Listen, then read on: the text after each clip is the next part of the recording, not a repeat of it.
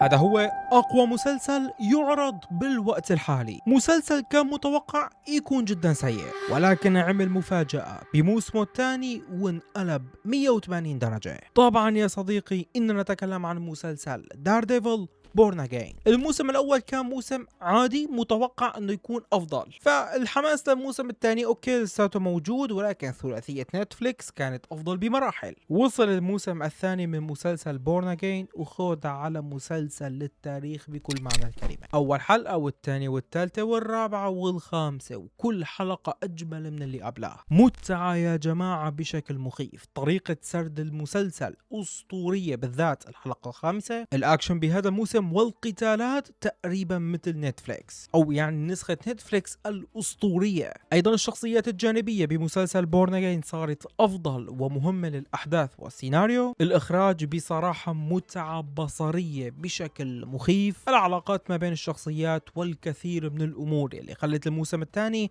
مختلف تماما عن الاول. بصراحه المستوى لحد اللحظه مفاجاه بالنسبه لي ولكل الناس اللي عم تتفرج على هذا المسلسل، لدرجه ممكن تقول انه هو افضل مسلسل يعرض بالوقت الحالي، طبعا الى جانب ذا بويز وانفنسبل. يعني هن الثلاثه بيتنافسوا على هذا اللقب، ولكن كمسلسل واقعي لحد الان هو افضل شيء، بانتظار الجنون اللي بده يعمله ذا بويز. على العموم يا جماعه، انتم اكتبوا لي رايكم تحت بالكومنتات عن كل هذا الكلام. هل بتشوفوا انه دار ديفل ممكن يكون افضل مسلسل بهي السنة؟